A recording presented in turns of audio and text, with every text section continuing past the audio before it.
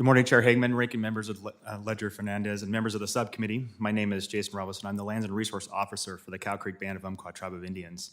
On behalf of Tribal Chair Carla Keene and Vice Chair Gary Jackson, I want to thank you for this opportunity to testify today regarding unlocking Indian country's economic potential. I want to first commend the efforts of this subcommittee, the administration, and tribal leaders across the country for seeking innovative approaches to promoting tribal self-governance and providing more opportunities to tribes to manage tribal lands and resources according to tribal values, goals, and objectives. It is a goal we all share, and the tribe welcomes this opportunity to participate in discussions which could help shape new opportunities for tribes throughout the country. Cow Creek is one of 9 federally recognized tribes in the state of Oregon. The tribe has just over 1,900 tribal members, and Cow Creek has a rich history in Southern Oregon that reflects its hard work, perseverance, and desire to be self-reliant. Cow Creek owns and manages approximately 30,000 acres of land within Oregon, comprised of approximately 15,000 acres of fee land, 23,000 acres of trust, and approximately 30,000 acres of forest lands managed to promote the social, ecological, and economic goals and objectives laid out in the tribe's approved forest management plan. The tribe is the second largest employer in Douglas County, employing approximately 1,000 tribal and non-tribal people. The Umpqua Indian Development Corporation is the tribe's primary economic development engine. UIDC businesses and tribal resource management provide much of the needed revenues for tribal government operations, which provide social services, housing, education, healthcare, and elders care to the membership. The tribe is a strong advocate for Indian self-determination and self-governance. We operate our governmental programs under a self-governance compact approved by the tribe and the Secretary of Interior. Under the compact, the tribe has been able to redesign programs and carry out activities under tribal policies and procedures rather than burdensome processes contained in federal manuals and handbooks. This has allowed more efficient operations, which better serves the interests of our tribal membership and our environment. On June 1st, 2018, the President signed the Oregon Tribal Economic Development Act, which clarified that transactions involving land owned in fee by Cow Creek and other Oregon tribes were not subject to the Non-Intercourse Act.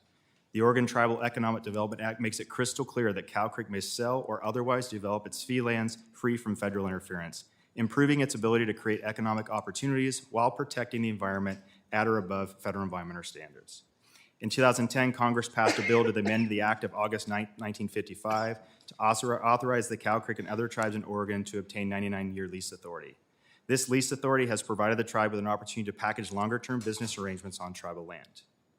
The Hearth Act of 2012 has also provided opportunities for expanded lease authorities on tribal lands, in addition to allowing the tribe to develop its own regulations and policies approved by the Secretary of Interior.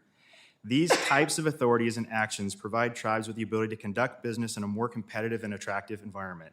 They also create certainty for tribes, which is a must if we are to eventually achieve self-determination and self-governance. Without these types of authorities and actions, tribes are being punished and held at a substantial disadvantage. Restricted fee title is one classification of Indian lands. However, very few tribes have the opportunity to use this status to their advantage. We recommend this committee pursue opportunities to expand this land use designation across Indian country. The Cow Creek were one of the first tribes in the country to enter into a demonstration project established under Section 2 of the Indian Trust Asset Reform Act, ITARA.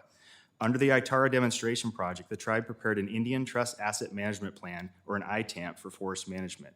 The approved ITAMP allows the tribe to perform forest management activities under tribal law and tribal forestry regulations rather than federal rules. Numerous forest management actions which previously required federal agency approval and could take a year or more to implement are now approved solely by the tribe and implemented in a manner of a few months or less while still meeting applicable federal law. ITARA has allowed advancement along a pathway to achieve the tribe's vision of the forest. This is another example of our success in strengthening tribal sovereignty. We'd like to see this authority become permanent. The tribe has also taken steps to utilize authorities under the Tribal Forest Protection Act, the Agricultural Improvement Act, to develop co-management agreements with adjacent federal land managers. These authorities and agreements add to the list of tools that have been made available to tribes for managing and protecting tribal members and tribal resources. We request this committee assess new authorities that complement or expand these types of opportunities to tribes. It is our hope that we can continue to work together across Indian country on a bipartisan basis to fix lingering legislative issues like the Non-Intercourse Act, 99-year lease authority, the use of restricted fee status, and others in order to provide all of Indian country the same opportunity. It is also our hopes that by working together we promote new legislation that empowers tribal governments, increases business opportunities for tribes, promotes tribal sovereignty and self-governance, and reduces the cost of administrative burdens of federal oversight on all designations of tribal land. We recommend that the subcommittee look into legislation like the Hearth Act and the Indian Trust Asset Reform Act as good examples of what works well in Indian country. In closing, I'd like to thank you for the time and opportunity to present testimony today regarding unlocking Indian country's economic potential. Cow Creek is at the forefront of many of these new laws, and we would welcome the opportunity to work with this committee and to you to draft new legislation. Again, thank you, and I'd be happy to answer any questions.